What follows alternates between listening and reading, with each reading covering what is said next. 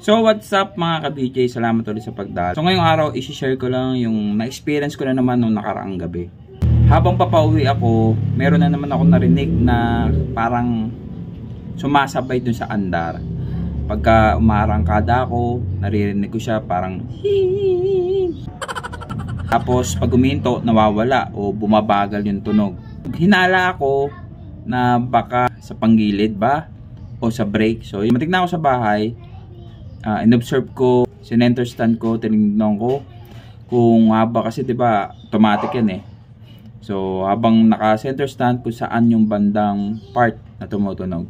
So wala siyang tumutunog. Ibig sabihin, ang hinala ko kasi sa likod.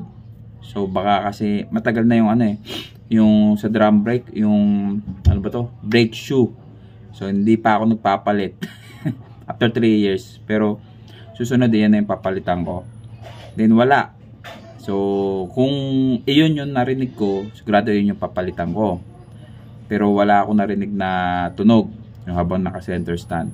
Sumunod, syempre yung harap naman, chinek natin. So habang pinapaikot ko, so doon natin narinig yung tunog. Binaklas natin tong caliper at nakita natin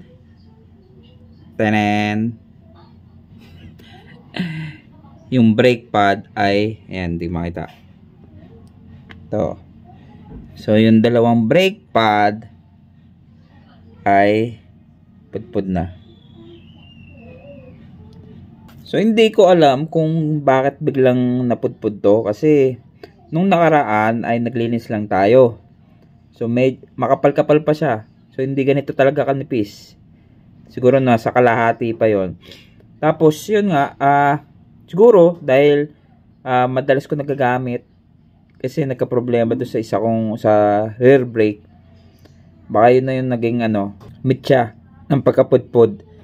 Lalo pagka pababa ako galing Tagaytay. Doon napupudpud talaga, napupersa yung pad nito. So madalas ko siya nagagamit. Hindi ko lang expected na gano'ng kabilis pala yung pagka gano'n talaga kadalas mo naggamitin. So nagbakal to, bakal na. Aray ko. Yung mga bakas na rin. Ayan, nagasgas. Bumili muna tayo ng bagong brake pad. So ito, tumating na yung bagong brake pad na binili natin sa online. So SGP. Ayan, ibig sabihin Suzuki Genuine Parts. Nasa magkano ba to?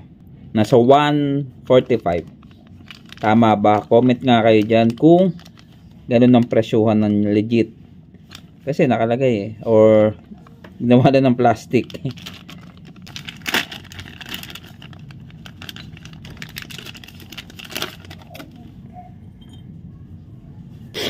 Hindi ko alam kung talagang legit Kasi ito yung luma. So supposedly dapat may mga ganyan yan. Ito yung bagong nabili. Aray ko. Ayokong maging judgmental, pero mukhang hindi siya legit. Sige, since nabili ko na, ikakabit ko na lang at tingnan natin kung gaano katagal siya tatagal. Subukan natin itong isa. Yung isa rin ganito. Ito plain lang pero makapal naman siya. So tignan na lang natin kung gaano tatagal to. So ibig sabihin nirepack lang to. Tama ba? Wala parang plain lang Tapos hindi siya ganun kapulido. Parang may mga may pintura pa. Hoy. Doon sa SGP hindi ko, yung iba kasi sobrang mahal naman. So tinignan ko, ito naman mas mahal doon sa mga iba, 145. Pero nakikita 100 lang below 100 meron din ako nakikita. So akala ko legit siya. Pero anyway, babalitaan ko na lang kayo kung ano naging performance nito at gaano tatagal.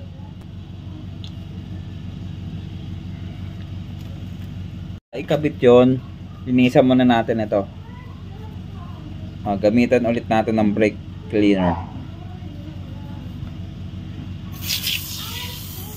So ito ay foam. Ayan. So ito rin para malinis. So ayan. Papatuyuin lang natin yan. So yung dito, binaklas ko na rin. Ito yun. Ayan. Para linisin na lang din natin. Mamaya pagka nalinis na lahat, ay lalagyan din natin ng grasa to. Ayan. Hayaan lang natin bumaksak yung mga dumi kasama nitong bubbles na to. Kasama nitong bula. Bumabaksak kasama yung dumi dyan. Ganun din to. So ayan, papaliwanag natin kung ano ba yung brake pad. O, ano ba tong brake pad na to. Sa mga bagong nagmomotor o mga sasakyan, kahit sa sasakyan o sa kotse, itong brake pad ang umiipit dito. Sa mga disc brake ang umiipit dito sa rotor. So pag kinabit ko mamaya dito, yan, ganyan yan. So iipit yan dyan para huminto yung sasakyan o yung motor. So siya yung gumagasgas, kumakapit dito sa rotor. So paano ba umiipit to? Dahil dito sa tapit natin, dito sa piston. Yan, piston. So yung piston na yan, yan, tumutulak yan pa ganon para maipit yung rotor sa tulong ng brake pad. So dapat hindi nakaganito to kasi hindi natin makakabit tong brake pad. So tutulak natin yan pag ganon mamaya. So gamitan lang natin ito para maibaba. Ako lang nito para hindi magasgas.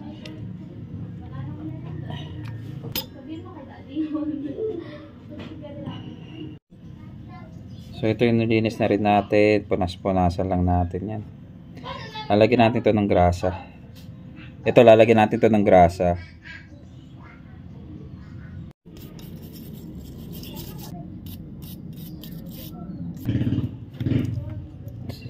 Ganyan niya kasi. So dapat nagpe-play yan.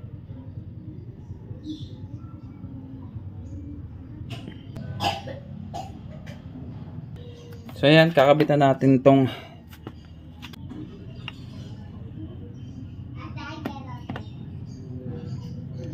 dapat may lock yan. So dapat ganyan yan para maipasok yung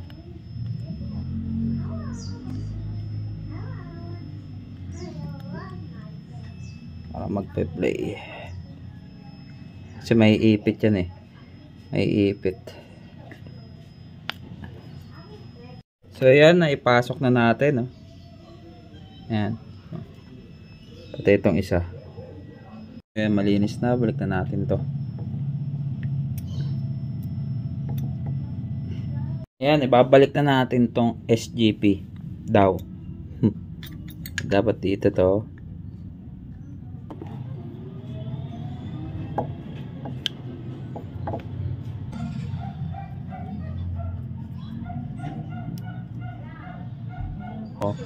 Kapitan natin the moment of truth. Kailangan mo maipasok.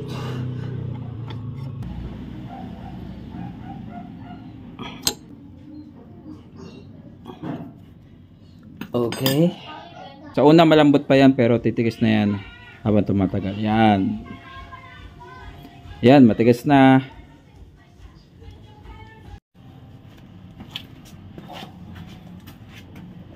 Sige, ikot mo.